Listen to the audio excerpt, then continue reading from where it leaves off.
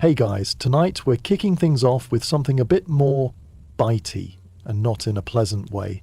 We're stepping into the chilling, stomach-turning realm of medieval dental practices. Picture an era where teeth were yanked out with iron tools, halitosis was basically universal, and pain relief meant saying a quick prayer and chugging a pint of ale. Before we get too cozy, go ahead and hit that like button and subscribe, but only if you're truly enjoying the content I share. Drop a comment letting me know where you're watching from and what time it is on your end. I always love seeing how far this little community stretches across the globe.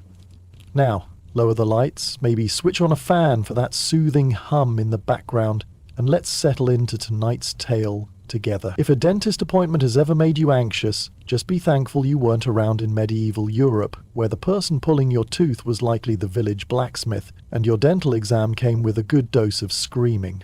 Your tale as a medieval tooth puller begins not with dreams of glory but with the sour reek of decay that clings to every breath. You're born in a cramped, single-room hovel. Its floor a packed layer of earth, its roof a sagging weave of straw, and its occupants, your family, utterly convinced that rancid breath is as natural as sunrise. Toothbrushes are a foreign concept, unknown to even the wealthiest in your village. Soap, a rare commodity, is reserved for pampered nobles or monks plagued by rashes or divine obsession with cleanliness. As a babe, you gnaw on hardened bread crusts or tough, dried roots, the only sustenance at hand. Teething offers no gentle relief, no chilled rings or soothing balms. Instead, your swollen gums are pacified with rags soaked in bitter ale and hushed prayers muttered by weary kin. They believe your cries signal vigor, a sign you're growing sturdy. In truth, your mouth festers, and your first fragile tooth is likely fated to blacken and rot long before it falls naturally to the dirt. By the tender age of 5, you've witnessed sights that would haunt a grown man. At a communal meal, you see a villager spit a crumbling molar into his palm, shrug, and keep chewing his gruel. Your grandmother, a wiry woman with a face like weathered bark, hoards her extracted teeth in a tattered leather pouch, claiming they bring luck or ward off spirits. Your father's smile is a jagged ruin, a graveyard of chipped and darkened stubs, each tooth a testament to a life of coarse bread and neglect. No one in the village bats an eye, this is simply how mouths are. But the stench, oh! The stench. Every adult's breath carries the foul weight of a cave filled with moldy cheese, soured ale, and unspoken regrets. It's a cloud that hangs over every conversation, every laugh, every whispered secret. Your friends, their mouths equally rank, don't notice the odor. But you, cursed with a sensitive nose, cannot escape it. This keen sense, a cruel twist of fate, is the first whisper that you're destined for a grim calling, the village tooth puller, a role no one envies but all rely upon. At 7, your path is set by a single, gruesome scene. You watch the local blacksmith, a bear of a man with hands like iron, wield a pair of horseshoe tongs to wrench a tooth from a howling villager's jaw. The patient's screams pierce the air. Blood streams down his chin, and yet he stumbles to his feet afterward, muttering gratitude through a crimson grimace. You, too curious for your own good, pepper the blacksmith with questions. Why did it bleed so much? Could the tooth have been saved? Why did he scream like that? Annoyed but amused, they thrust a blood-soaked rag into your hands and tell you to mop up the mess. In that moment, without ceremony or choice, you become the apprentice. No title is bestowed, no oath sworn. You're simply the child who doesn't flinch at the sight of oozing gums or the sound of cracking bone. The boy who can stomach blood without fainting. The one who knows how to scrub pliers clean and swallow back bile. Your fate is sealed, not with a crown or a sword, but with a stained apron and a destiny as the village's reluctant savior of rotting mouths. In the Middle Ages, dental hygiene is a forgotten myth, buried in the ashes of some long-lost century. If care for teeth ever existed, it died in agony, leaving behind a world where mouths are left to fester. The common folk don't brush, they don't even know what brushing means. If you're wealthy, perhaps a monk or a lord with a penchant for excess, you might chew on a twig or rinse your mouth with sour wine. But for most, teeth are left to nature's mercy, and nature is a cruel mistress. Sugar's role in decay is a mystery. The word enamel might as well be a spell from a sorcerer's grimoire. Peasants, scraping by on bread and gruel, don't indulge in sweets. Their misery the only thing they consume in abundance.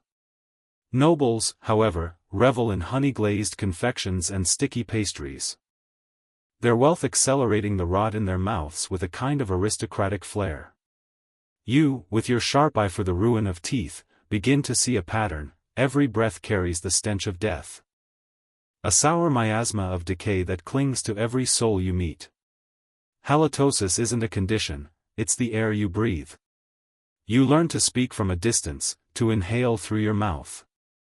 Which only worsens your own odor, a bitter irony you can't escape. Children lose their teeth young, not from the gentle passage of time but from accidents, infections, or the hidden grit in coarse stone-ground bread. By age 10, most bear gaps in their smiles, dark holes where teeth once stood, now claimed by disease or misfortune. The villagers accept this as they accept fleas in their straw beds or mud caked on their boots. There are remedies, of course, for those who can afford them. A sprig of mint, chewed until it loses flavor, or a splash of vinegar to rinse the mouth, if you're lucky enough to have a coin for such luxuries. But for most, tooth care is a desperate hope that the pain will fade before it creeps into the jaw and brings death's shadow. Gums are ignored, seen as mere flesh, red, swollen, bleeding at the slightest touch. The notion of brushing them gently with soft bristles would sound like heresy, a spell to be whispered only by witches. As a young tooth puller, you observe this carnage with a mix of horror and fascination. You prod teeth with sharpened sticks, learning to distinguish between those that wobble with life and those that cling, dead and decaying. When the elders ask what you'll be when you grow up, your answer is simple yet heavy: the one who makes the screaming stop. In your world, there are only two kinds of smiles, those without teeth and those soon to lose them. Becoming a medieval dentist isn't a choice, it's a descent into necessity. There are no schools, no licenses, no scrolls of wisdom to guide you. You learn by watching pain unfold, by standing in the shadow of suffering. Your mentor is the village barber-surgeon, a man of many trades and bloodier hands. He trims beards, lances boils, sets fractured bones, and saws off gangrenous limbs before the midday meal. Pulling teeth is just another chore on his grim list. You, his apprentice, begin at the bottom, sweeping dirt floors, holding down thrashing patients, fetching buckets of steaming water not for cleanliness but for the spectacle of it. Your first week, you witness a leg amputation performed with a dull saw and a leather strap as the only numbing agent. You faint twice, your vision swimming, but by the second week, you're steady enough to hold a torch aloft. By the third, you're bracing heads as your master yanks molars with tongs meant for forging iron. You ask too many questions: why the tooth snapped, why the blood won't stop, and for your curiosity, you're promoted to clean-up duty, mopping blood, collecting pus, gathering teeth that clatter into a bowl like grim trophies. Your mentor is a practical man, his teachings blunt as his tools. If it's loose, yank it, he grumbles. If it's black, yank it faster. Speed matters more than finesse. Infection, he says, is God's judgment, not your burden. A quick prayer before a pull earns extra coin, a performance as much as a plea. There are no texts to study, only the raw lessons of instinct, superstition, and repetition. You learn which teeth come free with a twist and which shatter, leaving you with a wailing peasant and a broken tool. When things go wrong, and they often do, you deflect blame to demons, poor diet, or the alignment of the stars. Astrology is a convenient excuse when an abscess festers or a patient foams at the mouth. You assist with battlefield wounds, applying leeches or stitching gashes, but tooth days are your proving ground. As your master puts it, nothing humbles a man like bleeding from his face. Through blood and screams, you grow not into a healer but into a reliever of torment, a man who trades agony for coin in a world where pain is currency. Your tools are not instruments of precision but relics of a brutal trade, more suited to a dungeon than a healer's bench. Pliers, thick and rusted, were forged for pulling nails or shaping horseshoes, not extracting teeth. Their handles carry the sour stink of sweat and iron, their grip unsteady but brutal. The tooth key, a cruel, twisted crank, is meant to wrench a tooth sideways until it pops free, but it often snaps the tooth in half, leaving you to dig out roots while the patient sobs into their sleeve. You wield hooks and scrapers, one curved like a shepherd's crook, another sharpened like a crude spoon, to clear abscesses, packing them with moldy bread or charred ashes, never sterile. Then there's the mallet, a blunt persuader for teeth too stubborn for pliers. A well-aimed tap might dislodge a molar, a miss could crack the jaw. These tools, handed down from your master's master, bear notches, perhaps a craftsman's mark, perhaps a tally of those who didn't survive. Cleaning is an afterthought, a quick swipe with a rag, a pass-through flame for show, not sanitation. Bloodstains are a badge, proof of your trade's grim toll. Your task is to keep them ready, not pristine, for the next soul clutching a swollen jaw, begging for swift relief. These are not tools of healing but implements of mercy, deciding whether a man leaves with a gap-toothed grin or doesn't leave at all. Dental knowledge in your time is a tapestry of myth and desperation. Toothaches aren't traced to decay or bacteria, such concepts are centuries away. Instead, the villagers blame worms, tiny, malevolent creatures said to burrow into teeth, gnawing relentlessly like pests in a granary. A throbbing molar means a worm is hungry, a cracked tooth means it's had its fill. You nod gravely when asked, "Is it the worms again, master?" Because it's always the worms. Some claim pain is divine retribution for sins, lying, vanity, or gorging on honeyed bread. Your role is to extract the offending tooth, as if banishing a demon with iron pincers. Patients often demand a prayer before you begin, a ritual to calm their nerves, and perhaps yours. Knowing how quickly an infection can turn deadly. Your mentor swears by an old trick: place a roasted onion beside the aching tooth to lure the worm out. You've seen only steam and tears. Never a worm, but the patient's faith holds firm. You learn chants and rituals, whispering threats to the worms, dripping melted wax mixed with herbs and goat fat to smoke them out. These fail. But belief is a balm. People crave reasons for their suffering, even fantastical ones. You play the part: healer, priest, worm charmer. All while wielding tools that could double as weapons in a world plagued by invisible mouth fiends. Your first extraction is a trial by fire. Edric, a weathered farmer with a week-long toothache, staggers in, his wife claiming he hasn't slept, eaten, or prayed. His molar is a blackened wreck, its gums swollen to bursting. Your master steps back, arms folded: "Prove your hands." Edric grips the stool, eyes wild with fear. You mutter a half-hearted prayer, your hands slick with sweat as you grasp the pliers. On 3, you whisper. But you twist on 2, a trick your master taught to spare the patient dread. The tooth holds fast.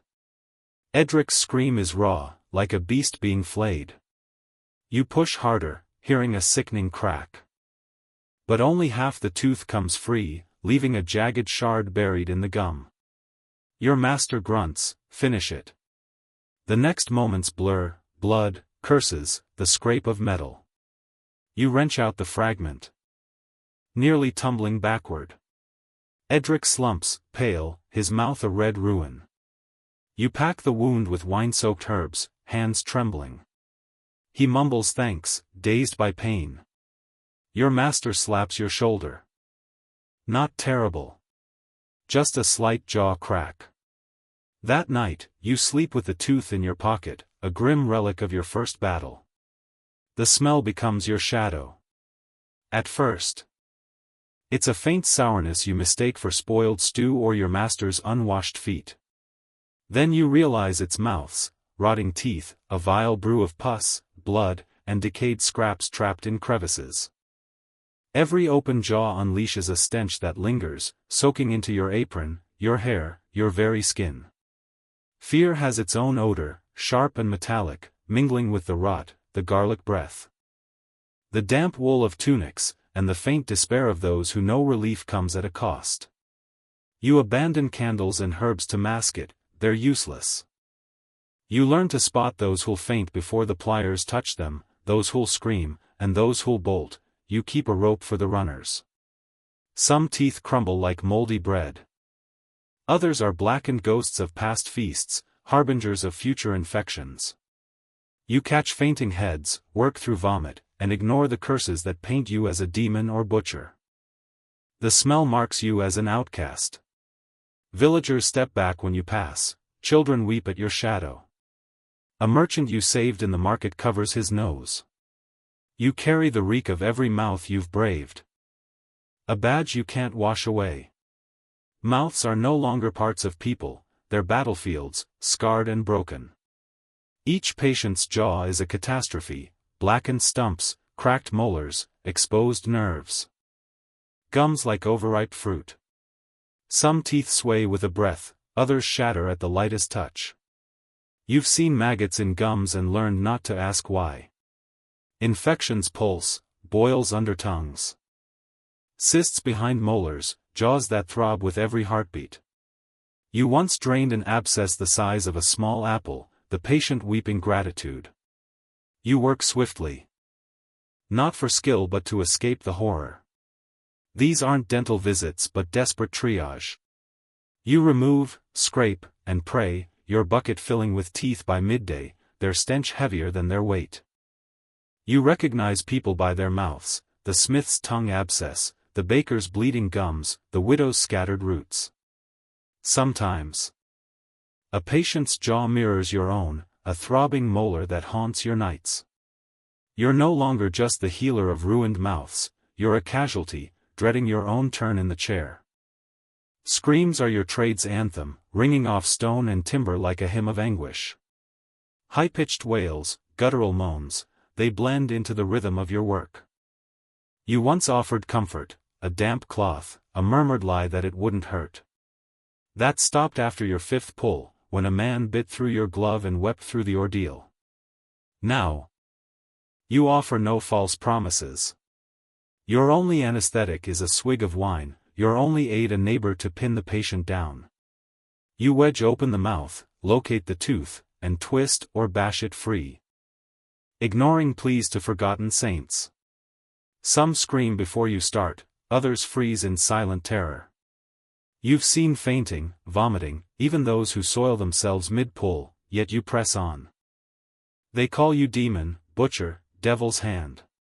One swore you were hell's agent, punishing gluttony with iron claws, a grim compliment. Most don't thank you. They stagger off, clutching bloody jaws. Muttering oaths. A nod or coin is your reward. A jaw intact is your triumph. In a world without solace, you trade pain for lesser pain, and they'll curse you for it. Then comes the bite. A miller, snarling through a swollen cheek, demands you end his torment. His molar is a crumbling ruin, barely clinging to festering gums. You probe with a finger, your error. He clamps down. Teeth sinking into flesh. Pain sears through you. You scream, he screams, someone in the next room joins in. Your master pries his jaw open with a tooth key's blunt end. Your fingers torn. Nail half gone, swelling fast. No antiseptic, just wine and a prayer for divine mercy. You bind it tightly and work on, 5 more pulls waiting. By night, fever grips you, your hand a throbbing mass. For days, you rave about teeth and holy visions. Your finger heals, but never bends right, a permanent scar. The miller, guilt-ridden and toothless, sends bread yearly. You switch to a metal probe. Cautious now. In your trade, human jaws are the true beasts. Nobles, draped in silk and pomp, fare no better. Their wealth buys sweets, candied fruits, honeyed cakes, that rot their teeth faster than any peasant's gruel. In grand halls, you kneel beside velvet chairs, peering into jaws as ravaged as any beggar's. Abscesses bulge, gums fester. Teeth blacken like cursed relics. They demand discretion, quiet work. They groan theatrically, faint with flourish, or whine about bitter rinses. One lady insisted her shattered tooth was merely out of place. You pulled it in 3 bloody pieces. They request wax fillings or toxic white lead to mask gaps. You once carved an ivory tooth that fell out mid-banquet. Their payments are rich, coins, cloaks, even a ring, but they expect flattery and secrecy. Yet their decay humbles them. Rich or poor, rot spares no one. You're the great leveler, pliers in hand, reminding all that beneath silk or rags, every jaw crumbles the same. Your reputation grows, but not as a savior. You're the tooth man. A specter in the village. Taverns fall silent when you enter, children hide behind skirts. A man spits at your feet, muttering of plague bringers.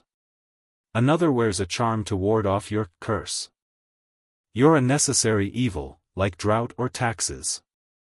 Patience come only when pain outweighs terror, trembling at your door. Your pliers spark dread. You try gentleness. But it's futile, screams follow success or failure. Save a life, it's forgotten, botch a pull, it's legend. Boys trail you, chanting rhymes about stolen teeth. You laugh, but it stings. You wanted to ease suffering, not inspire fear.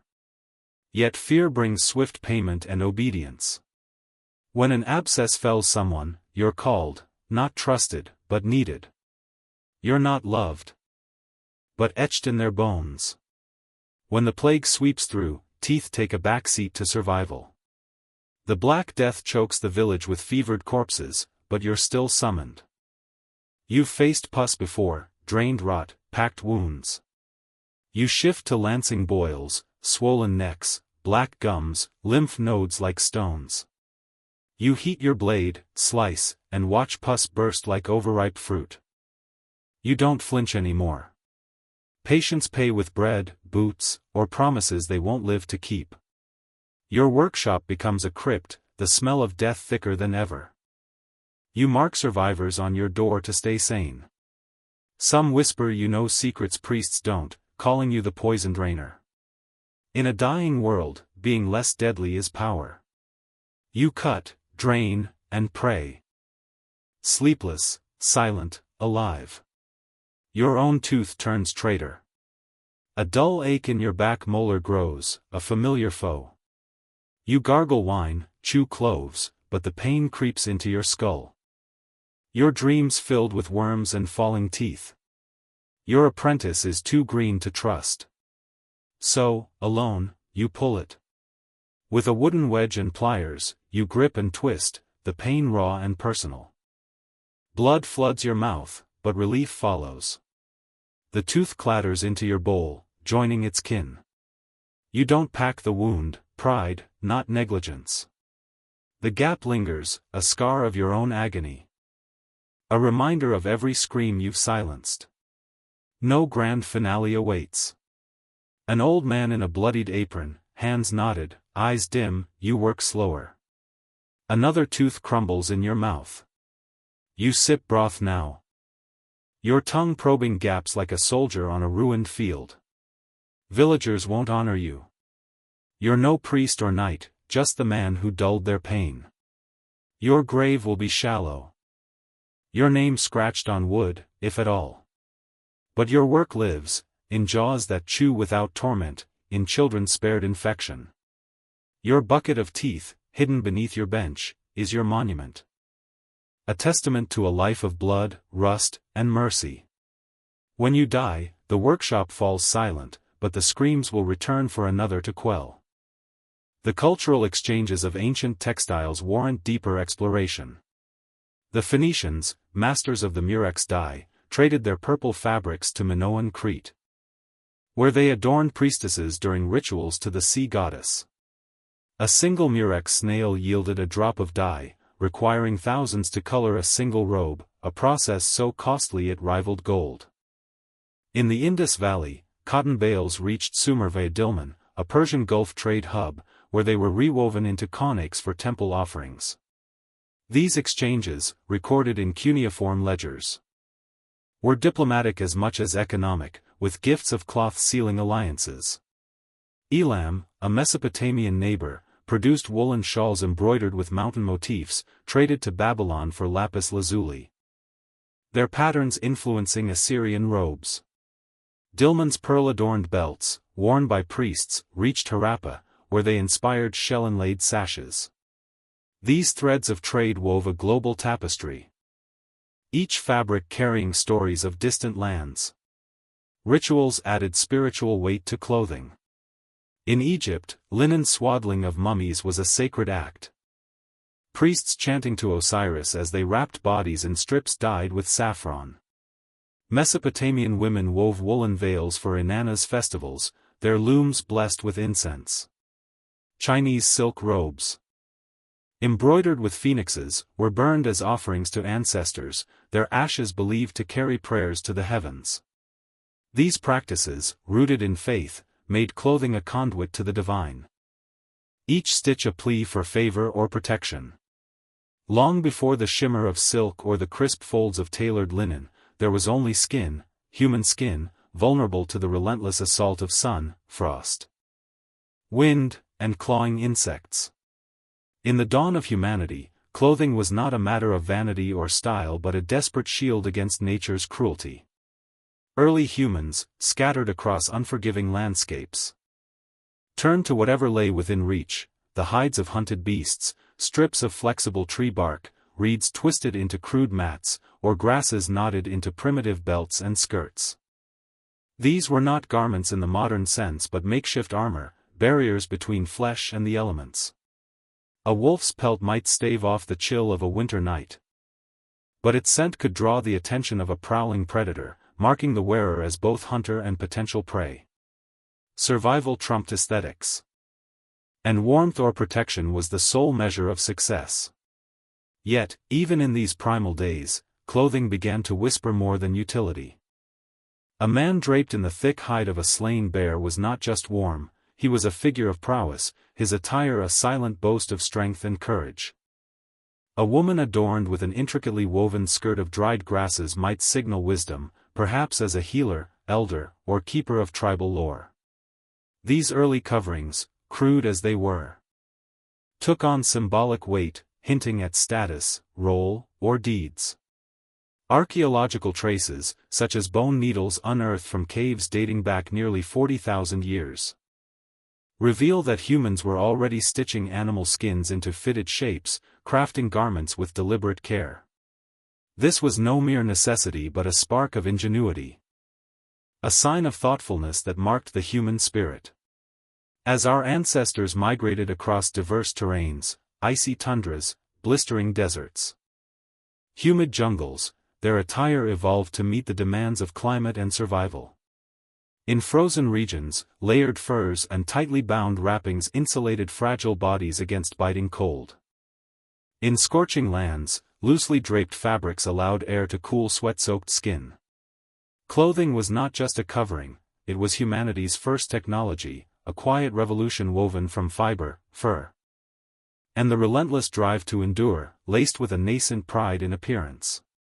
In ancient Egypt, linen emerged as the fabric of eternity, a material so integral to life and death that it seemed spun from the gods themselves.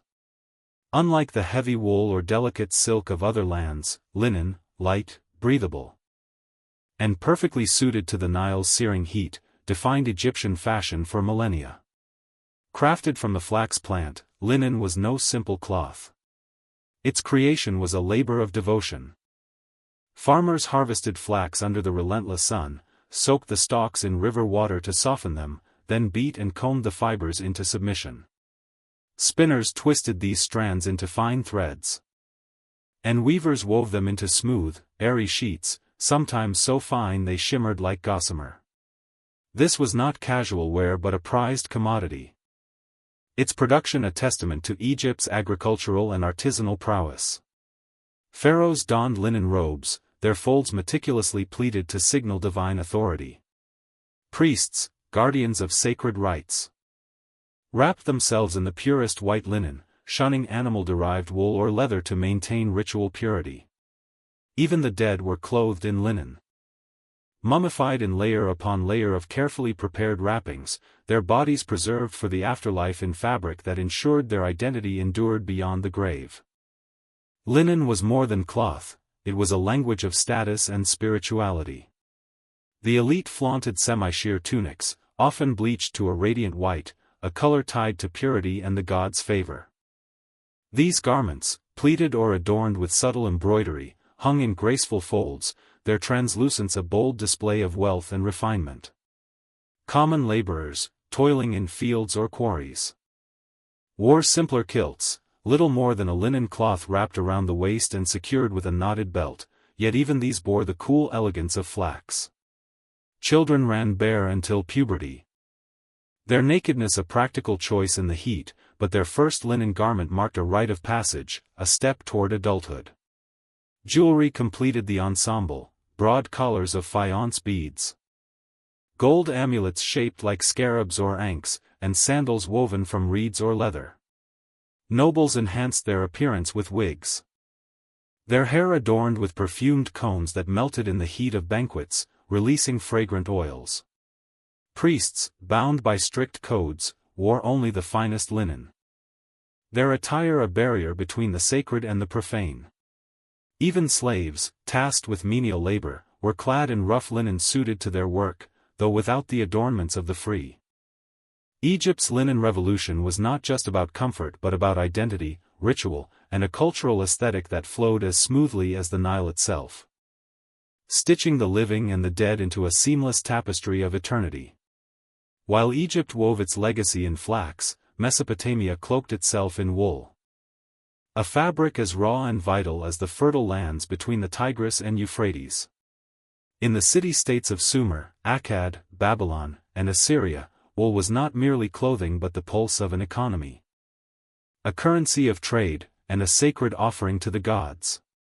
Sheep roamed the plains in vast flocks, their fleece a resource so central that temple complexes operated like textile empires, managing shearing, spinning, and weaving with bureaucratic precision. Wool clothed kings and commoners alike, its weight and texture a testament to Mesopotamia's pastoral wealth. The quintessential garment for men was the khanaks, a wraparound skirt or tunic crafted from tufted wool, its shaggy surface resembling an untrimmed pelt. In its earliest forms, the khanaks was a practical choice, offering warmth and durability, but over centuries it evolved into a ceremonial robe, its tufted texture stylized to signify prestige. Kings and deities were depicted in khanaks, their garments a visual declaration of divine favor and earthly power. Women wore draped robes, often extending to the ankles with one shoulder exposed, a style that balanced practicality with elegance. These garments were not sewn like Egyptian linen but wrapped and pinned, their form shaped by the wearer's artistry rather than a tailor's needle. Status was woven into the details. Elites donned fine wool dyed in rich hues, deep indigo, vibrant crimson, or earthy ochre, often fringed or embroidered with geometric patterns. Laborers and servants wore coarser versions, their wool unrefined but sturdy. Wide belts or girdles, crafted from leather or woolen cords, cinched these garments, serving both function and display. Some belts bore bronze studs or cuneiform inscriptions, marking the wearer's name, prayers, or allegiance to a god. Headwear was equally significant. Men sported conical caps, headbands, or turbans, each style signaling profession or rank. Soldiers wore simple leather caps, while priests and kings adorned elaborate headdresses woven with gold thread. Jewelry completed the look: earrings, Bracelets, and necklaces of gold, silver, lapis lazuli, or carnelian, even the poorest wearing a single bead for protection. Children often went unclothed until a certain age. Modesty, a fluid concept in a society where survival often outweighed decorum. Mesopotamia's woolen attire was not just fabric but a declaration of power, piety, and the intricate social order of the world's earliest urban civilizations. In the Indus Valley, a quiet revolution unfolded in cotton. A fabric so soft and breathable it seemed a gift from the earth itself. Over 5,000 years ago, the people of Mohenjo-Daro and Harappa cultivated cotton, spinning and weaving it into garments that were centuries ahead of their time. Unlike the heavy wool of Mesopotamia or the labor-intensive linen of Egypt, cotton was a marvel of simplicity. Perfectly suited to the humid, sweltering climate of what is now Pakistan and northwest India. Archaeological finds, terracotta figurines, seal impressions, and rare textile fragments reveal a society that prized cleanliness, functionality, and understated elegance. Men wore short kilts or wrapped cloths tied at the waist, their simplicity allowing ease of movement in bustling urban centers. Women draped longer garments, often over one shoulder, in a style that foreshadowed the modern sari. Their folds graceful yet practical for daily tasks. Cotton's production was a testament to Indus ingenuity. Farmers tended cotton fields, harvesting bolls that were ginned, carded, and spun into fine threads. Weavers crafted these into smooth fabrics, likely dyed with natural pigments like indigo, turmeric, or madder root, all abundant in the region. The resulting garments were not ostentatious but refined, their clean lines reflecting a society that valued hygiene and order. Figurines depict women adorned with stacks of bangles, earrings, and beaded necklaces, their hair braided or pinned with decorative combs. Excavations have uncovered cosmetic jars and mirrors, hinting at grooming rituals that complemented their attire. The famous dancing girl bronze, dating to 2500 BCE, captures this ethos. Bare but for a few bangles, her confident pose radiates a cultural ease with minimalism and grace. Indus fashion avoided the grandeur of Mesopotamian robes or Egyptian pleats, favoring practicality and local resources. There was no waste, no excess, just well-crafted cloth that fit seamlessly into a disciplined, urban life. In the quiet streets of Harappa, clothing spoke softly but carried the weight of a civilization far ahead of its peers. On the island of Crete, the Minoans transformed clothing into a vibrant performance, a dance of color and motion that captivated the Mediterranean world. Rising around 2000 BCE, Minoan fashion was not about mere survival but about expression, ritual, and sheer visual splendor. Men wore loincloths or short kilts, often cinched with patterned sashes that emphasized the waist, their torsos bare to the warm climate. But it was the women's attire that stole the spotlight, as seen in the vivid frescoes of Knossos. They wore fitted bodices, corset-like tops that cinched the waist and left the breasts exposed, a bold choice, likely tied to fertility rituals or social status. These were paired with flounced, tiered skirts, sometimes bell-shaped, that swayed dramatically with every step, especially during the athletic dances and religious ceremonies for which Minoans were renowned. These garments were not static, they were kinetic, designed to move with the body. Each fold and layer a choreography of fabric. Minoan textiles, likely linen or fine wool, burst with color, bright blues, fiery reds, golden yellows, and deep purples, dyed with plant-based pigments and possibly imported madder or saffron. Decorative borders, embroidered with spirals or marine motifs, added flair, while the weave itself might incorporate rare threads traded from distant shores. Minoan tailors were sculptors, crafting garments that accentuated form and motion. Both men and women wore jewelry, necklaces of gold and turquoise, bracelets, and dangling earrings, while hair was styled with care, curled, braided, or crowned with headdresses for sacred rites. Even children were dressed thoughtfully, their attire reflecting age and role. Women's prominence in Minoan art suggests their clothing signified more than beauty, perhaps authority or divine connection. In Crete, fashion was not woven on looms but staged as living art. Every hem a brushstroke in a civilization that danced through history. In ancient China, clothing was a philosophy, a hierarchy, and a tool of imperial command, with silk as its shimmering heart. Born from the humble silkworm, silk was so revered that legend claimed it was a divine gift, unraveled by Empress Lezu when a cocoon fell into her tea around 2700 BCE. Its production was a closely guarded secret, revealing its methods a crime punishable by death. By the Shang and Zhou dynasties, silk was the hallmark of Chinese sophistication, its light, luminous texture ideal for the nation's varied climates. Spinners reeled delicate filaments from boiled cocoons, weaving them into fabrics that held dye with unparalleled brilliance, imperial yellows, scholars' blues, courtiers' reds, each hue woven with dragons, clouds, or waves to signify rank. Clothing was a rigid code, emperors wore dragon robes, their intricate patterns reserved for royalty. Commoners were barred from certain colors or weaves, their attire plain by decree. The Han dynasty, 206 BCE, 220 CE, elevated silk to a global force, trading bolts along the Silk Road, a route named for this prized commodity. Silk became a diplomatic tool, offered to nomads or sent as tribute to forge alliances. Chinese garments featured wide-sleeved robes, sashes, and layered skirts, their cut and fold, left over right, reflecting Confucian ideals of order and harmony. Women wore high-waisted skirts with flowing sleeves, their hair adorned with jade pins or floral combs. Men's robes emphasized grace, their length signaling humility. Clothing was expected to mirror inner virtue, a visual sermon on cosmic balance. Silk was not just fabric but a language of power, identity, and belonging, its soft threads weaving China's social fabric into a tapestry of imperial control. Ancient Greece draped its identity in elegance, crafting clothing that was less about tailoring and more about architectural grace.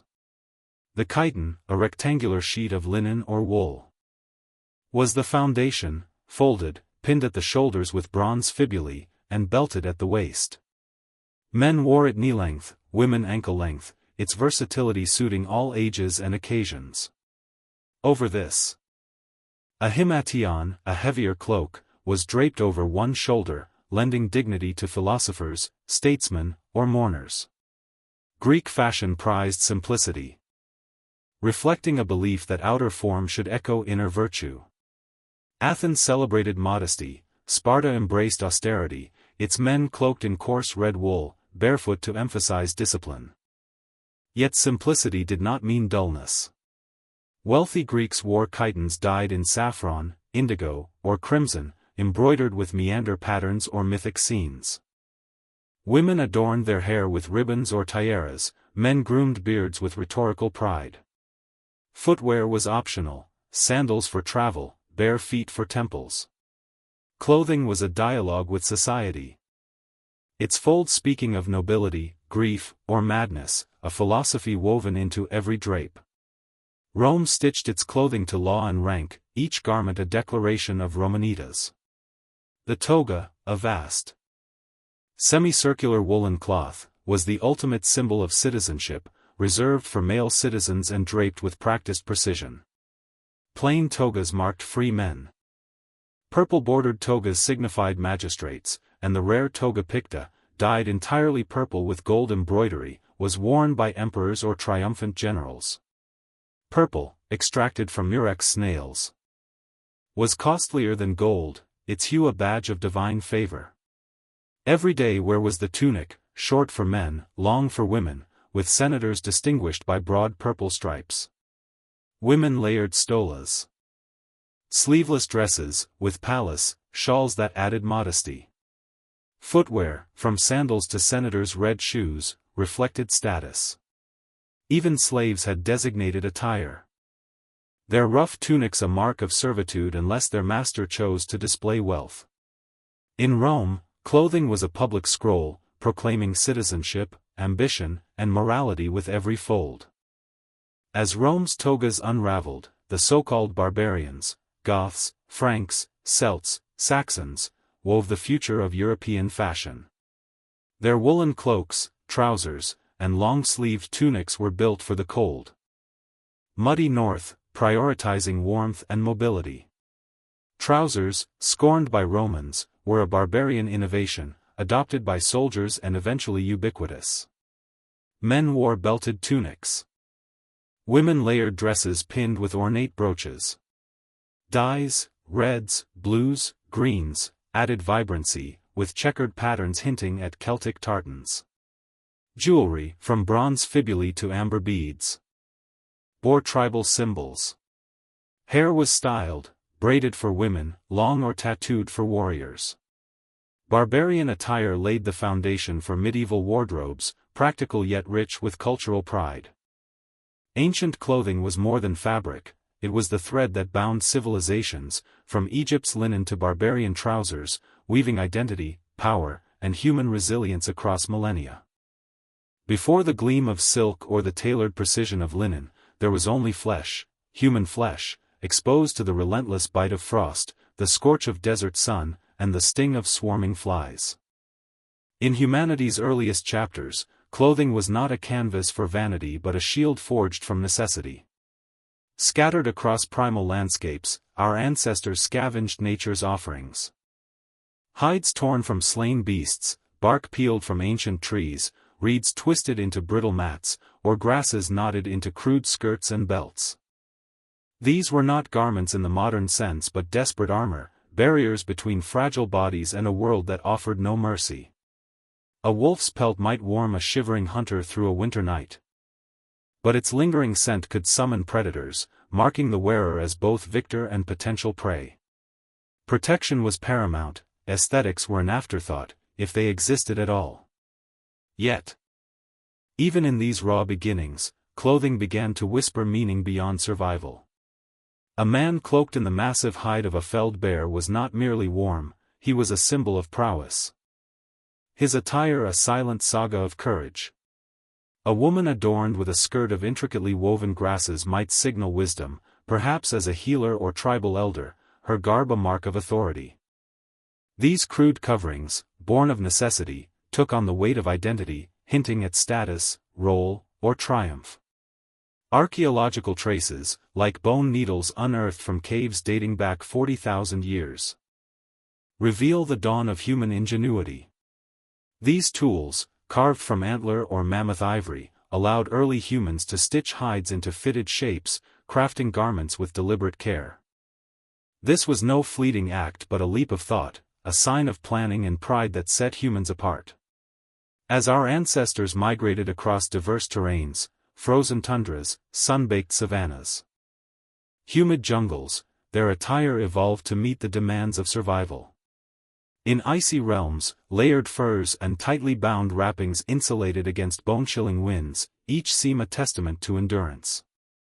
In scorching deserts, loosely draped fabrics, woven from plant fibers, allowed sweat to evaporate, cooling the body beneath a merciless sun. Clothing was humanity's first technology. A quiet revolution spun from sinew, fiber, and the relentless drive to persist. It was also a canvas for expression. However faint, a spark of individuality that grew brighter with each passing millennium. In ancient Egypt, linen emerged as the fabric of divinity. A material so woven into the culture that it seemed a gift from the Nile itself. Unlike the heavy wool of Mesopotamia or the delicate silk of distant China, linen, light, breathable, and perfectly suited to Egypt's searing climate, defined the nation's aesthetic for millennia. Crafted from the flax plant, linen was no simple cloth but a labor of devotion. Farmers toiled under the relentless sun to harvest flax, their hands stained by river mud as they soaked the stalks to loosen their fibers. Artisans beat and combed these strands, transforming them into fine threads that spinners twisted with wooden spindles. Weavers, seated at looms in shaded courtyards, wove these threads into smooth, airy sheets. some so fine they shimmered like moonlight on water. This process, etched in tomb reliefs, was a cornerstone of Egypt's economy. Its labor-intensive nature a testament to the civilization's agricultural and artisanal prowess. Pharaohs donned linen robes, their pleated folds a symbol of divine authority. Each crease a nod to the gods who blessed the Nile's bounty. Priests, guardians of sacred rites, wrapped themselves in the purest white linen. Shunning animal-derived wool or leather to maintain ritual purity, their attire a barrier between the mortal and the divine. Even the dead were clothed in linen. Their bodies mummified in layer upon layer of carefully prepared wrappings, ensuring their souls carried Egypt's elegance into eternity. Linen was a language of status, spirituality, and identity. The elite flaunted semi-sheer tunics, often bleached to a radiant white that gleamed under the sun, a color tied to purity and divine favor. These garments, pleated or adorned with subtle embroidery, hung in graceful folds, their translucence a bold display of wealth and refinement. Nobles wore broad collars of faience beads, gold amulets shaped like scarabs or ankhs, and sandals woven from reeds or leather, their attire completed by wigs adorned with perfumed cones that melted during banquets, releasing fragrant oils. Common laborers, toiling in fields or quarries, wore simpler kilts, little more than a linen cloth wrapped around the waist and knotted with a cord, yet even these bore the cool elegance of flax. Their practicality a nod to Egypt's unforgiving climate. Children ran bare until puberty, their nakedness a sensible choice in the heat, but their first linen garment marked a rite of passage. A step toward adulthood and responsibility. Priests, bound by strict codes, wore only the finest linen, their robes a testament to their role as intermediaries with the gods. Slaves, tasked with menial labor, donned rough linen suited to their work, though without the adornments of the free. Linen's versatility made it universal, but its presentation, fine or coarse, pleated or plain, spoke volumes about rank and purpose. Egypt's linen revolution was not just about comfort but about weaving a cultural identity that flowed as smoothly as the Nile, stitching the living and the dead into a seamless tapestry of eternity. Mesopotamia, by contrast, cloaked itself in wool, a fabric as vital as the rivers that cradled its civilization. In the city-states of Sumer, Akkad, Babylon, and Assyria, wool was not merely clothing but the lifeblood of an economy, a currency of trade, and a sacred offering to the gods. Vast flocks of sheep roamed the plains, their fleece a resource so central that temple complexes operated like textile empires, managing shearing, spinning, and weaving with bureaucratic precision. Wool clothed kings and commoners alike, its weight and texture a testament to Mesopotamia's pastoral wealth. The quintessential garment for men was the khanaks, a wraparound skirt or tunic crafted from tufted wool, its shaggy surface resembling an untrimmed pelt. In its earliest forms, the khanaks was a practical choice, offering warmth and durability for shepherds and warriors. Over centuries, it evolved into a ceremonial robe, its tufted texture stylized to signify prestige, as seen in statues of kings and deities. Their garments a visual hymn to divine favor and earthly power. Women wore draped robes, often ankle-length with one shoulder exposed, a style that balanced practicality with elegance. These garments were not sewn but wrapped and pinned, their form shaped by the wearer's artistry rather than a tailor's needle. Status was woven into the details.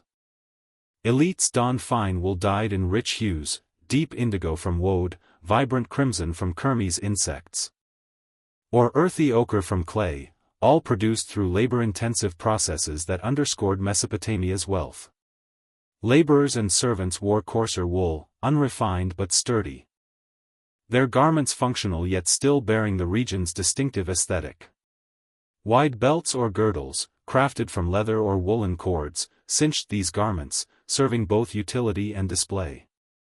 Some belts bore bronze studs or cuneiform inscriptions, recording the wearer's name, prayers, or allegiance to a deity like Ishtar or Marduk. Headwear was equally significant. Men sported conical caps, headbands, or turbans, each style signaling profession or rank, soldiers in simple leather caps, priests in elaborate headdresses woven with gold thread. Kings in crowns adorned with lapis lazuli. Jewelry completed the ensemble, earrings, bracelets, and necklaces of gold, silver, or carnelian, even the poorest wearing a single bead for protection. Children often went unclothed until a certain age, modesty a fluid concept in a society where survival trumped decorum. Mesopotamia's woolen attire was a declaration of power, piety, and the intricate social order of the world's earliest urban civilizations. The Indus Valley, over 5,000 years ago, birthed a quiet revolution in cotton. A fabric so soft and breathable it seemed a gift from the earth itself. In the meticulously planned cities of Mohenjo-Daro and Harappa, cotton was cultivated, spun, and woven into garments that were centuries ahead of their time, perfectly suited to the humid, sweltering climate of modern-day Pakistan and northwest India. Archaeological finds, terracotta figurines, seal impressions, and rare textile fragments, reveal a society that prized cleanliness, functionality, and understated elegance. Men wore short kilts or wrapped cloths tied at the waist, their simplicity allowing ease of movement in bustling urban centers where traders, artisans, and priests mingled.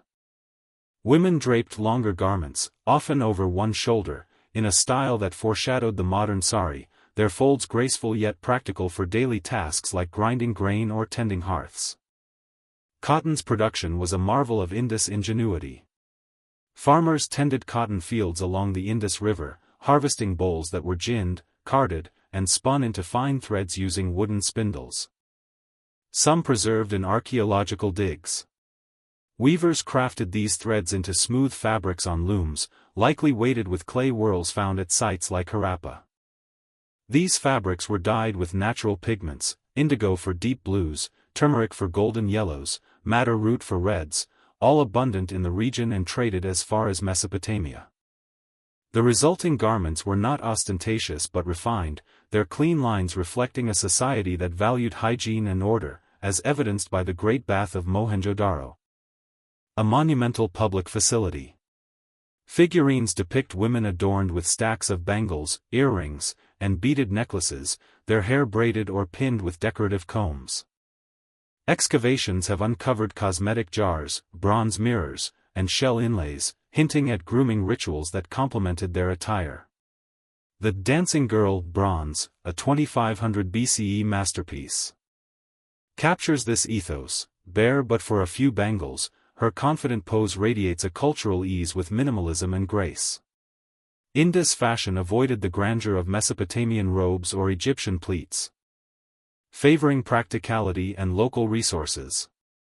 There was no waste, no excess, just well-crafted cloth that fit seamlessly into a disciplined, urban life. A testament to a civilization that thrived through quiet innovation. On Crete, the Minoans transformed clothing into a vibrant performance. A dance of color and motion that captivated the Mediterranean world.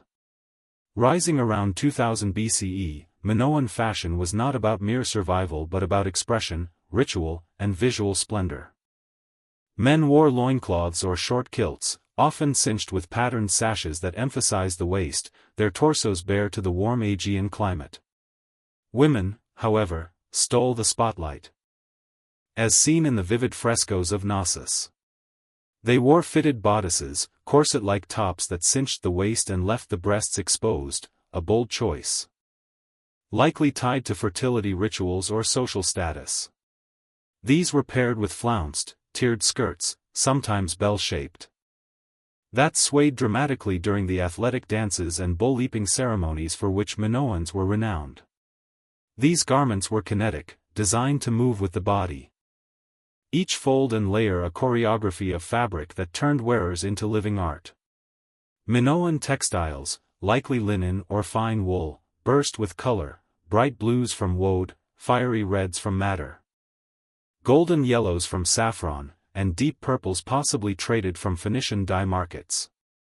Decorative borders, embroidered with spirals, rosettes, or marine motifs like octopuses, added flair. while the weave might incorporate rare threads from Egypt or Anatolia. Minoan tailors were sculptors, crafting garments that accentuated form and motion.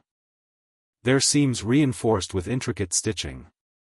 Both men and women wore jewelry, necklaces of gold and turquoise, bracelets, and dangling earrings, while hair was styled with care, curled, braided, or crowned with headdresses for sacred rites. Even children were dressed thoughtfully, their attire reflecting age and role. Women's prominence in Minoan art suggests their clothing signified more than beauty, perhaps authority or divine connection, as priestesses led rituals to goddesses like Potnia. In Crete, fashion was not woven on looms but staged as a performance, every hem a brushstroke in a civilization that danced through history. In ancient China, clothing was a philosophy, a hierarchy, and a tool of imperial command, with silk as its shimmering heart. Born from the silkworm, silk was so revered that legend attributed its discovery to Empress Lezu, who unraveled a cocoon in her tea around 2700 BCE. Its production was a closely guarded secret, revealing its methods a crime punishable by death. By the Shang and Zhou dynasties, silk was the hallmark of Chinese sophistication, its light, luminous texture ideal for the nation's varied climates. Spinners reeled delicate filaments from boiled cocoons, weaving them into fabrics that held dye with unparalleled brilliance, imperial yellows reserved for emperors, scholars' blues, courtiers' reds, each hue woven with dragons, clouds, or waves to signify rank. Clothing was a rigid code, emperors wore dragon robes, their intricate patterns a divine mandate, commoners were barred from certain colors or weaves, their attire plain by decree to reflect Confucian humility. The Han dynasty, 206 BCE, 220 CE, elevated silk to a global force, trading bolts along the Silk Road, a route named for this prized commodity. Silk became a diplomatic weapon, offered to nomads or sent as tribute to forge alliances with Xiongnu or Parthian rulers. Chinese garments featured wide-sleeved robes, sashes, and layered skirts, their cut, left over right, reflecting Confucian ideals of cosmic order. Women wore high-waisted skirts with flowing sleeves, their hair adorned with jade pins or floral combs. Men's robes emphasized grace, their length signaling humility. Clothing was expected to mirror inner virtue, a visual sermon on balance and hierarchy. Silk was not just fabric but a language of power, identity, and belonging, its soft threads weaving China's social fabric into a tapestry of imperial control. Ancient Greece draped its identity in elegance, crafting clothing that was less about tailoring and more about architectural grace. The chiton, a rectangular sheet of linen or wool, was the foundation, folded, pinned at the shoulders with bronze fibulae, and belted at the waist. Men wore it knee-length, women ankle-length, its versatility suiting all ages and occasions. Over this, a himation, a heavier cloak, was draped over one shoulder, lending dignity to philosophers, statesmen, or mourners.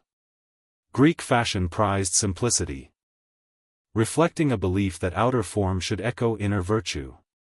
Athens celebrated modesty, Sparta embraced austerity, its men cloaked in coarse red wool, barefoot to emphasize discipline. Wealthy Greeks wore chitons dyed in saffron, indigo, or crimson, embroidered with meander patterns or mythic scenes. Women adorned their hair with ribbons or tiaras. Men groomed beards with rhetorical pride.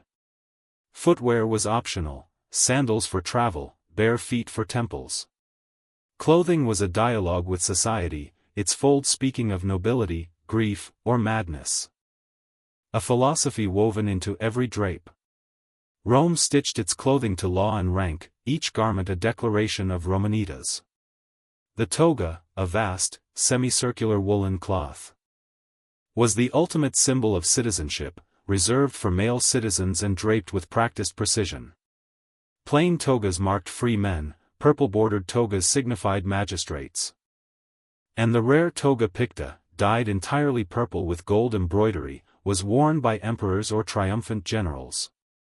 Purple, extracted from murex snails, was costlier than gold. Its hue a badge of divine favor. Every day wear was the tunic, short for men, long for women, with senators distinguished by broad purple stripes. Women layered stolas, sleeveless dresses, with palace shawls that added modesty. Footwear, from sandals to senators' red shoes, reflected status. Even slaves had designated attire. Their rough tunics a mark of servitude unless their master chose to display wealth. In Rome, clothing was a public scroll, proclaiming citizenship, ambition, and morality with every fold. As Rome's togas unraveled, the so-called barbarians, Goths, Franks, Celts, Saxons, wove the future of European fashion. Their woolen cloaks, trousers, and long-sleeved tunics were built for the cold, muddy north, prioritizing warmth and mobility. Trousers, scorned by Romans, were a barbarian innovation, adopted by soldiers and eventually ubiquitous. Men wore belted tunics. Women layered dresses pinned with ornate brooches.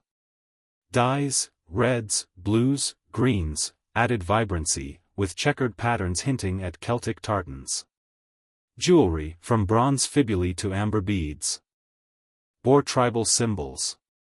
Hair was styled, braided for women, long or tattooed for warriors. Barbarian attire laid the foundation for medieval wardrobes, practical yet rich with cultural pride. The production of ancient textiles was a saga of labor and innovation. In Egypt, flax retting, soaking stalks in the Nile's shallows, required weeks of patience, followed by beating and combing to extract fibers. Mesopotamian wool was dyed with kermes or indigo, processes recorded in cuneiform tablets that detail trade with Phoenician merchants. Indus cotton was ginned with wooden rollers, a technique that spread to Persia. Minoan looms, weighted with clay whorls, produced intricate weaves, some traded to Mycenaean Greece. Chinese silk required boiling cocoons in precise conditions, a craft guarded by imperial decree. Archaeological finds, spindle whorls at Harappa, loom weights at Knossos, dye vats at Ugarit, reveal the scale of these industries, often led by women whose labor underpinned empires. Clothing also played a ritual role. Egyptian priests changed linen robes daily, each fold a prayer to Osiris. Mesopotamian kings donned sacred konakes for ziggurat ceremonies, their attire pleasing Inanna. Indus figurines suggest cotton veils worn during fertility rites, perhaps linked to mother goddesses. Minoan women's flounced skirts swirled in dances to honor Potnia, their movements a divine offering. Chinese silk robes, embroidered with cosmic symbols, aligned wearers with the mandate of heaven. Greek chitons, draped in white for funerals, mourned the dead, while Roman togas, donned for triumphs, celebrated victory. Barbarian cloaks, pinned with ancestral brooches, invoked tribal spirits. Clothing was a bridge to the divine, each thread a prayer. Trade wove these civilizations together. The Silk Road, nascent in the Bronze Age, carried Chinese silk to Parthia, where it was rewoven into Persian robes. Phoenician murex dye, harvested off Tyre, colored Roman togas and Minoan skirts. Indus cotton reached Sumer, exchanged for lapis lazuli. Egyptian linen clad Mesopotamian elites, traded for Babylonian wool. These exchanges, recorded in Amarna letters and Hittite tablets, were diplomatic as much as economic, binding empires through fabric. Minor civilizations, like Elam with its woolen shawls or Dilmun with its pearl-adorned belts, added to this tapestry, their attire blending local and foreign influences. Ancient clothing was more than fabric, it was the thread that bound civilizations, from Egypt's linen to barbarian trousers, weaving identity, power, and human resilience across millennia. The cultural exchanges of ancient textiles warrant deeper exploration. The Phoenicians, masters of the murex dye, traded their purple fabrics to Minoan Crete, where they adorned priestesses during rituals to the sea goddess. A single murex snail yielded a drop of dye, requiring thousands to color a single robe. A process so costly it rivaled gold. In the Indus Valley, cotton bales reached Sumer via Dilmun, a Persian Gulf trade hub, where they were rewoven into konaks for temple offerings. These exchanges, recorded in cuneiform ledgers, were diplomatic as much as economic, with gifts of cloth sealing alliances. Elam, a Mesopotamian neighbor, produced woolen shawls embroidered with mountain motifs. Traded to Babylon for lapis lazuli, their patterns influencing Assyrian robes. Dilmun's pearl-adorned belts, worn by priests, reached Harappa, where they inspired shell-inlaid sashes. These threads of trade wove a global tapestry, each fabric carrying stories of distant lands. Rituals added spiritual weight to clothing. In Egypt, linen swaddling of mummies was a sacred act. Priests chanting to Osiris as they wrapped bodies in strips dyed with saffron. Mesopotamian women wove woolen veils for Inanna's festivals, their looms blessed with incense. Chinese silk robes, embroidered with phoenixes, were burned as offerings to ancestors, their ashes believed to carry prayers to the heavens. These practices, rooted in faith, made clothing a conduit to the divine. Each stitch a plea for favor or protection. In the crucible of the Late Bronze Age, where empires clashed over the Fertile Crescent's fragile heart, Queen Tati emerged as a beacon of resilience and cunning. Born in the 14th century BCE, she ruled Amurru, a modest kingdom nestled in the rugged hills of what is now Syria and Lebanon. Amurru was no titan like Egypt, with its golden pharaohs, or the Hittites, whose iron-willed kings carved empires from stone. It was a precarious buffer state. A pawn in a high-stakes game of power played by giants. Tati's world was one of whispered alliances, shadowed betrayals, and the ever-present threat of invasion. Whether she ascended through royal birth or a strategic marriage, her early years were steeped in the art of survival. In Amurru, a queen was not a ceremonial figure adorned in idle splendor but a tactician, a weaver of fragile loyalties.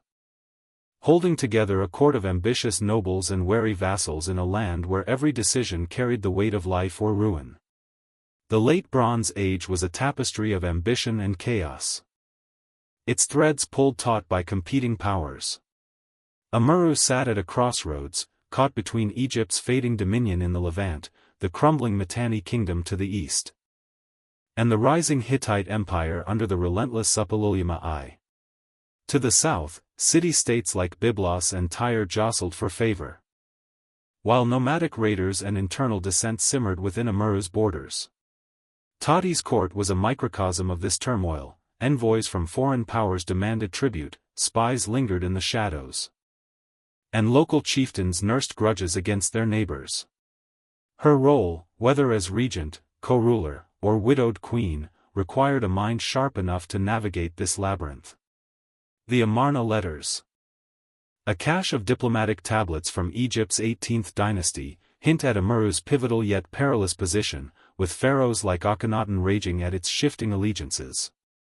Tati's name, preserved in Hittite archives, marks her as a rare woman whose influence transcended the anonymity that cloaked most of her peers, suggesting she was no mere consort but a linchpin in her kingdom's survival.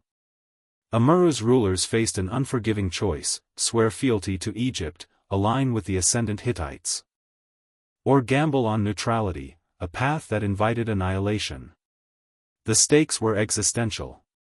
Egypt, though weakened by internal strife and the religious upheavals of Akhenaten's reign, still wielded economic might, its grain and gold flowing through trade routes that Amurru guarded.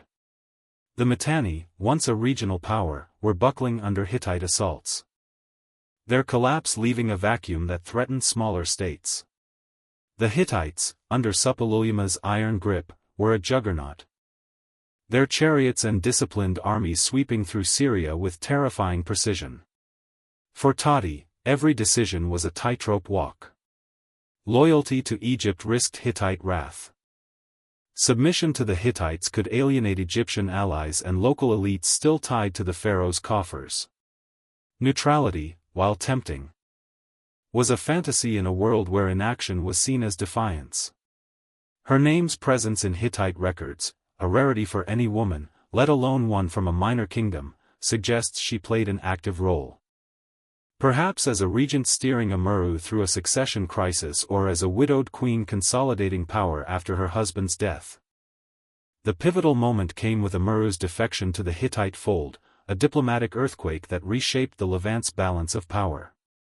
Suppiluliuma, a master of conquest and coercion, sought to dominate Syria, breaking Mitanni's remnants and challenging Egypt's grip on its vassals.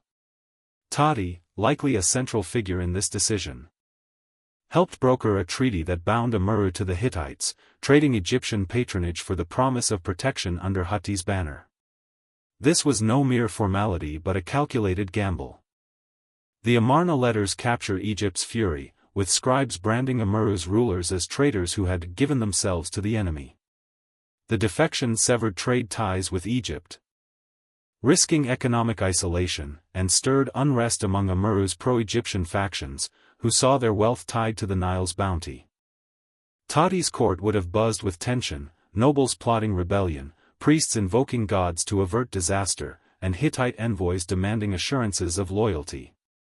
Her diplomacy was a delicate dance, balancing the demands of a foreign overlord with the need to unify her fractured people. Under Hittite hegemony, Tati's role grew even more complex.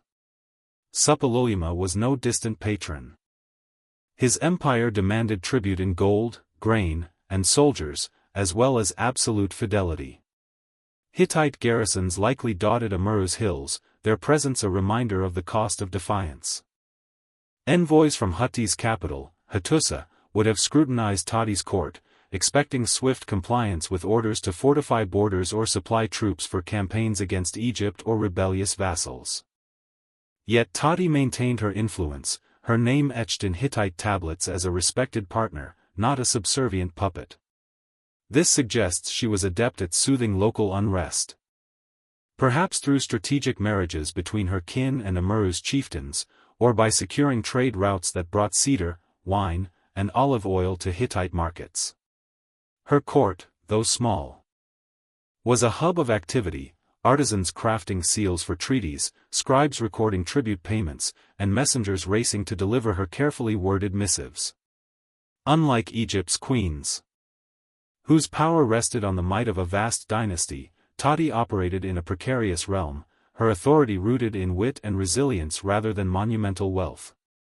Tati's diplomacy extended beyond survival to the preservation of Amurru's identity. The kingdom's ports and mountain passes were vital to regional trade, linking Mesopotamia's markets to Mediterranean shores. By aligning with the Hittites, Tati ensured Amurru remained a conduit for goods, from lapis lazuli to dyed textiles, rather than a battleground. She likely hosted banquets for Hittite officials, presenting gifts of local craftsmanship to cement alliances, while quietly reassuring her people that their traditions, perhaps rituals to the storm god Tezhub or the goddess Ashira, would endure under foreign oversight. Her ability to navigate these dual roles, vassal to a superpower and guardian of a small kingdom, marks her as a figure of extraordinary skill. In a male-dominated era, where women's voices were rarely recorded, Tati's visibility in Hittite archives is a testament to her impact, a whisper of agency preserved in clay. The Bronze Age's collapse between 1200 and 1150 BCE cast a shadow over Tati's legacy. This was an era of cataclysm, empires crumbled under the weight of drought, famine, and invasions by the enigmatic sea peoples, whose ships razed coastal cities. Amurru, once a diplomatic linchpin, became a casualty of this chaos. Hittite power waned, Egypt retreated, and the trade routes Tati had guarded fell silent. Her final years are lost to history, swallowed by the collapse that erased entire kingdoms. She may have died before the worst, or perhaps she witnessed Amurru's fall. Her court overrun by raiders or abandoned by fleeing nobles. Yet her name endures, a faint echo in Hittite records, marking her as a woman who shaped her world against impossible odds. Unlike the celebrated queens of Egypt or Mesopotamia, Tati left no grand tombs or statues, only the fragile imprint of her decisions on clay tablets. Her legacy is not in stone but in the survival of her people through a turbulent age, a testament to a queen who danced with empires and refused to fade.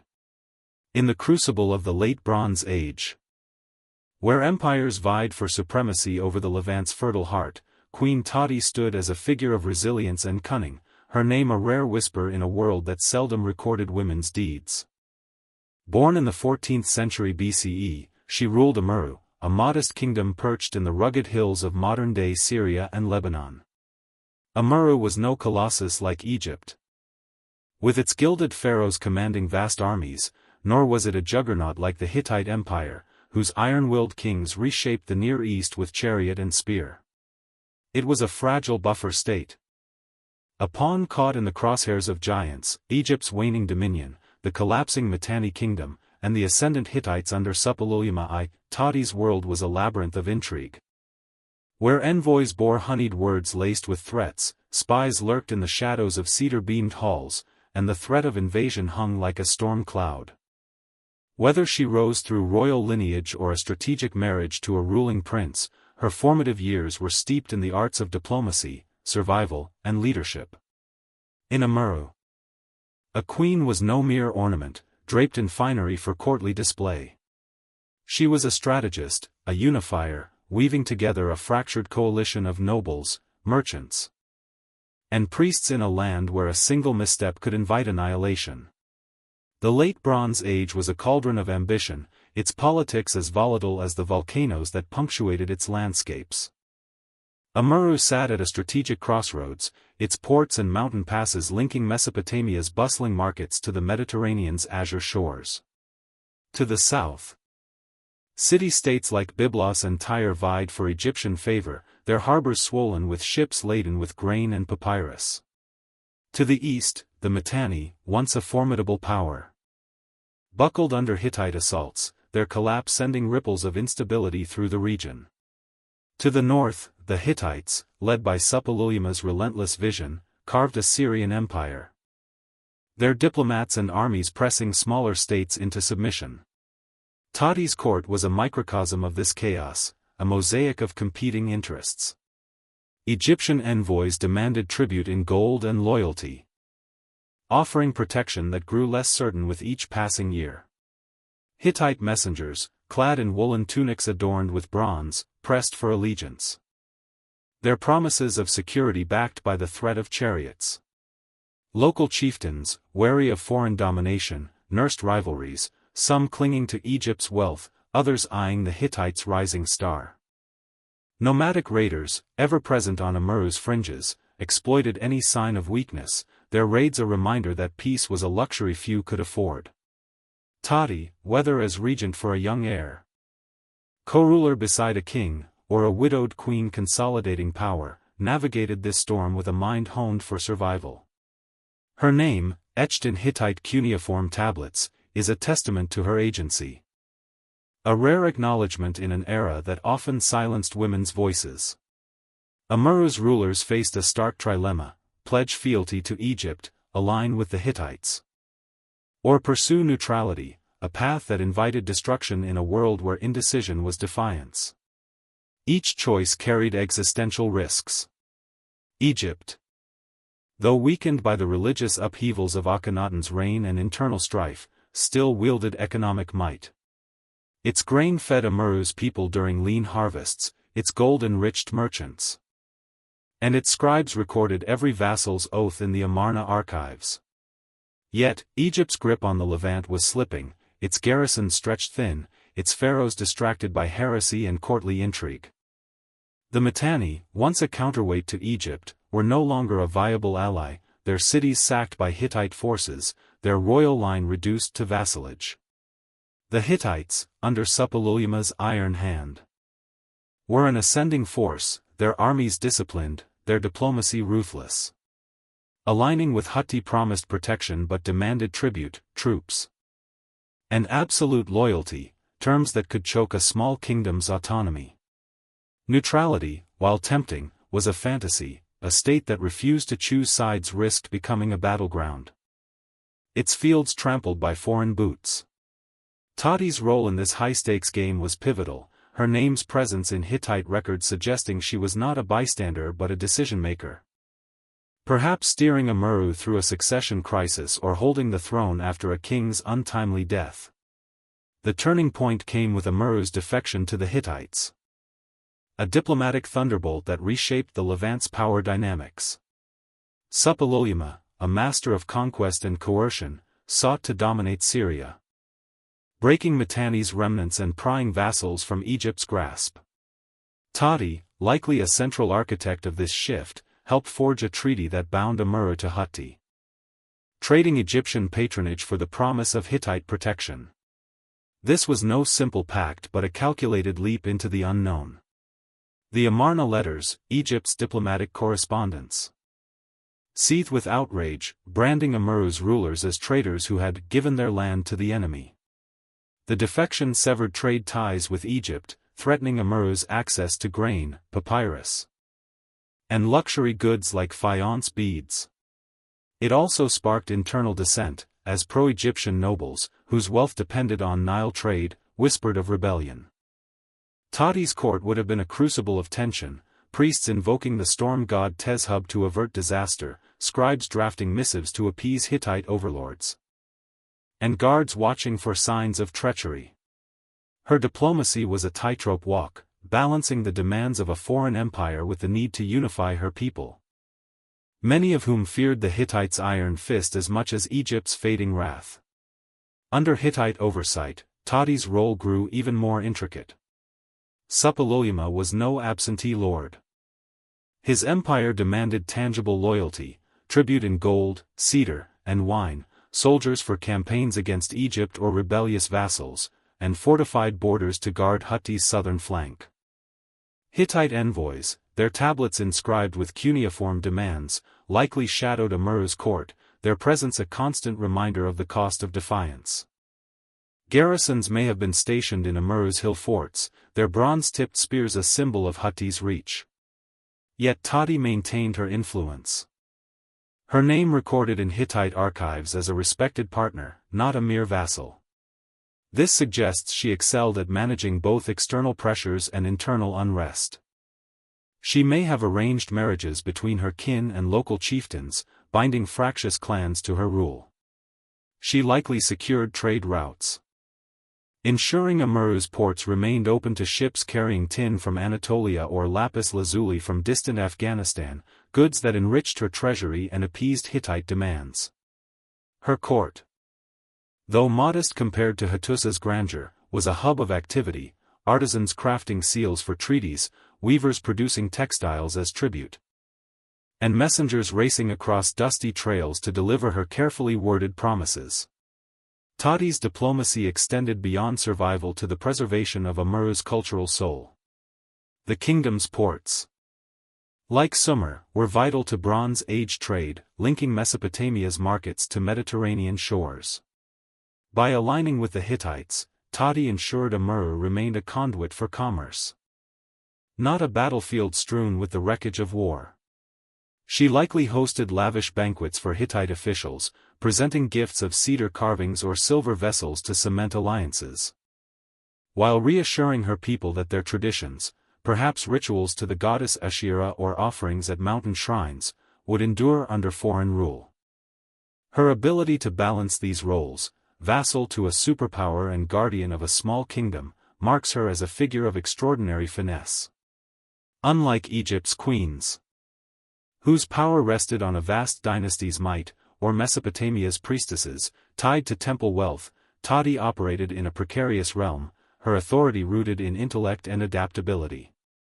In a male-dominated world, where women's contributions were rarely etched in clay, her visibility in Hittite records is a quiet triumph, a testament to her impact. The broader context of Bronze Age diplomacy illuminates Tati's challenges. The Amarna letters reveal a web of communication, with rulers like Ribhadda of Byblos pleading for Egyptian aid against Amurru's defection, accusing its leaders of treachery. These tablets, inscribed in Akkadian, the lingua franca of the era, show Amurru's pivotal role in shifting alliances. Tati's decision to side with the Hittites likely involved complex negotiations. Perhaps mediated by scribes trained in multiple scripts or priests invoking divine approval. She may have corresponded with other female rulers, like Egypt's Nefertiti, who wielded influence during Akhenaten's reign, or Mitanni's Tadahippa, a princess sent to Egypt as a diplomatic bride. Unlike these women, tied to dominant empires, Tati's power was fragile. Her kingdom a linchpin in a collapsing order. Her court likely buzzed with activity, merchants haggling over tin shipments, priests conducting sacrifices to ensure Hittite favor, and spies reporting on Egyptian movements. Tati's ability to manage these threads, while maintaining Amuru's cohesion, suggests a leader of rare skill, her decisions rippling across the Levant. Amuru's economy, tied to trade and agriculture, was another arena for Tati's influence. The kingdom's hills yielded olives and grapes, its forests provided cedar prized by Egyptian shipwrights, and its ports welcomed traders from Cyprus and Ugarit. Tati likely oversaw tribute payments, ensuring Hittite demands were met without starving her people. She may have negotiated exemptions during lean years, citing drought or raids, a delicate task given Suppilulima's intolerance for excuses. Her court would have included scribes skilled in cuneiform, their tablets recording grain yields, ship arrivals, and diplomatic exchanges. Artisans, perhaps trained in Phoenician techniques, crafted goods for Hittite elites, from bronze daggers to dyed wool. Tati's role as economic steward was as crucial as her diplomacy, ensuring Amuru's survival in a world where wealth was power. Religion, too, shaped Tati's reign. Amuru's people worshipped a pantheon blending Canaanite and Hittite deities, Tezhub, the storm god, Ashera, the mother goddess, and perhaps Baal, linked to the sea and sky. Tati likely participated in rituals, offering wine or incense at hilltop shrines to secure divine favor. These ceremonies, attended by priests and nobles, reinforced her authority, casting her as a mediator between gods and mortals. She may have commissioned votive statues or clay tablets inscribed with prayers, some sent to Hittite temples as gestures of loyalty.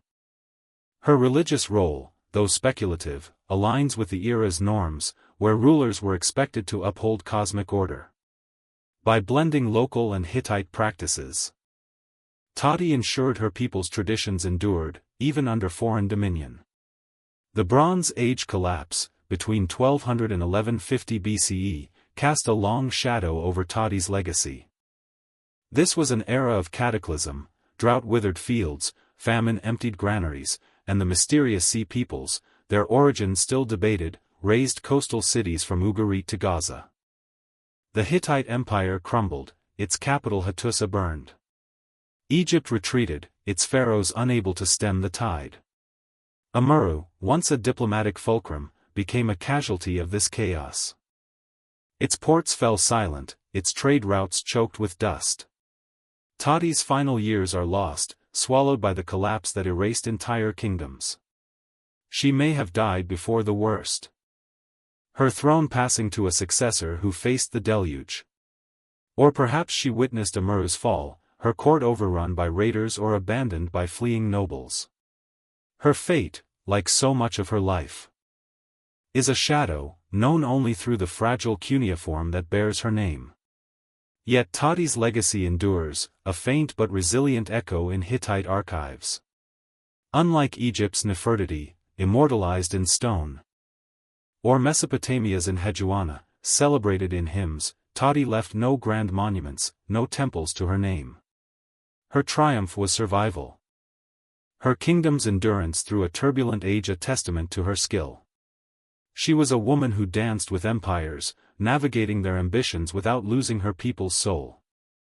In an era that buried most women's stories, Tati's name survives, a whisper of strength that defies oblivion, her decisions etched not in stone but in the clay of a world remade by her hand. Tati's court life demands vivid detail. Her throne room, a cedar-beamed hall hung with dyed wool tapestries, buzzed with activity, scribes scratching cuneiform on clay, priests burning myrrh to honor Tezhub, and merchants presenting amphorae of wine as tribute. One evening, a Hittite envoy, his bronze armor glinting, demanded 50 talents of cedar for Suppilulima's navy. Tati, clad in a linen robe with lapis beads, deflected with charm, offering 30 talents and a promise of loyalty. Her words a delicate shield against Hutti's might. She likely hosted feasts, serving roasted lamb and barley bread to appease Hittite officials, while her musicians played lyres to mask whispered plots among her nobles. These scenes, though speculative, ground her diplomacy in the sensory world of Amur's court. Her religious role was equally vital. Tati may have led processions to hilltop shrines, offering goats to Ashera for fertile harvests, her presence calming a people wary of Hittite gods. A surviving tablet fragment hints at her commissioning a bronze statue of Baal, sent to Hattusa as a gesture of unity. These acts, blending local and Hittite faiths, reinforced her authority, casting her as a divine intermediary in a turbulent age. Long before dynamite scarred its slopes, Mount Rushmore stood as a silent sentinel in South Dakota's Black Hills. A sacred expanse known to the Lakota Sioux as Pahasapa, the heart of all that is. To the Lakota, these granite peaks were not mere rock but a spiritual nexus, a place of prayer, vision quests, and ancestral connection. The 1868 Treaty of Fort Laramie had promised the Black Hills to the Lakota in perpetuity, a rare victory in a century of broken pledges. Yet, the discovery of gold in the 1870s unleashed a flood of settlers, prospectors, and soldiers, shattering the treaty's ink before it dried. The U.S. government seized the land, leaving the Lakota dispossessed, their sacred hills claimed by a nation hungry for wealth and expansion. By the 1920s, as America emerged from the crucible of World War I, the Black Hills were no longer a frontier but a stage for a new myth. Historian Doane Robinson, a South Dakota native with a flair for boosting local pride, envisioned a monumental carving to draw tourists and cement the state's place in the national story. His idea, to sculpt legendary figures into a mountain, found its champion in Gutzon Borglum, a sculptor whose ambition matched the granite itself. Thus began the transformation of a Lakota holy site, renamed Mount Rushmore after a passing New York lawyer, into a colossal shrine to 4 American presidents, Washington, Jefferson, Lincoln, and Roosevelt, etched into stolen land with dynamite and dreams. Gutzon Borglum was no ordinary artist. He was a force of nature, a man whose chisel was as much a weapon as a tool. Born in 1867 to Danish immigrant parents in Idaho's rugged frontier, Borglum's life was a tapestry of contradictions: artistic genius, fiery nationalism, and a troubling flirtation with divisive ideologies. Trained in Paris among Europe's sculptural masters, he honed a style that blended classical precision with American bravado. His earlier work on Stone Mountain, Georgia, a massive Confederate memorial tied to the resurgent Ku Klux Klan, ended in scandal when Borglum clashed with his patrons and fled, leaving the project unfinished. Yet, Stone Mountain taught him the art of carving granite on a colossal scale, using dynamite to blast away rock and reveal forms hidden within. At Rushmore, Borglum saw a canvas for immortality, a chance to sculpt not just stone but America's soul. He selected 4 presidents to embody the nation's arc: George Washington, the father of independence; Thomas Jefferson, the voice of liberty; Abraham Lincoln, the savior of union; and Theodore Roosevelt, the architect of modern power. Securing federal funds and New Deal support, Borglum's vision was less about art than mythology. A bid to forge a unified identity for a nation fractured by war and economic strife. Yet, his ties to white supremacist ideals, evident in his earlier works, cast a shadow over his legacy, complicating the monument's meaning even as it rose. The creation of Mount Rushmore, from 1927 to 1941, was a saga of grit, ingenuity, and defiance against nature's unyielding granite. Borglum assembled a crew of roughly 400 workers, miners, blacksmiths, and laborers, many drawn from the Depression's desperate ranks. They dangled from rope harnesses. Hundreds of feet above the valley, wielding jackhammers and chisels in a dance with death. Dynamite was the project's heartbeat, blasting away millions of tons of rock to rough out the president's faces. Workers, exposed to biting winds and scorching summers, shaped delicate features, Washington's stern brow, Lincoln's soulful eyes, with tools better suited to forging steel than sculpting art. Miraculously, no lives were lost, a testament to Borglum's obsessive planning and the crew's raw skill. The Great Depression choked funding, forcing Borglum to lobby tirelessly, framing Rushmore as a patriotic necessity. Washington's face emerged first in 1930, a 60-foot symbol of the Republic's birth. Unveiled to cheering crowds. Jefferson's followed, but unstable rock forced a redesign, shifting his position and delaying progress. Lincoln, Borglum's personal hero, was carved with particular care. His gaze a silent plea for unity. Roosevelt, a friend of Borglum's, embodied the brash optimism of the new century, though his inclusion sparked debate over his historical weight. To the Lakota, Rushmore was not a monument but a desecration, a wound carved into their spiritual heartland. The Black Hills seizure was a betrayal etched in blood. Compounded by the choice of presidents, Washington and Jefferson, who endorsed policies displacing native peoples, Lincoln, who oversaw executions of Dakota warriors, and Roosevelt, who dismissed indigenous claims with imperialist zeal. The Lakota were neither consulted nor compensated during Rushmore's creation, their protests drowned out by the roar of dynamite. In the 1970s, Lakota activists occupied the monument, demanding the return of Paha Sapa, a call that persists today. The 1980 Supreme Court ruling acknowledged the Black Hills theft, offering $102 million in compensation, which the Lakota refuse, insisting on land, not money. To them, Rushmore is a symbol of broken promises, its granite face is a mockery of sovereignty.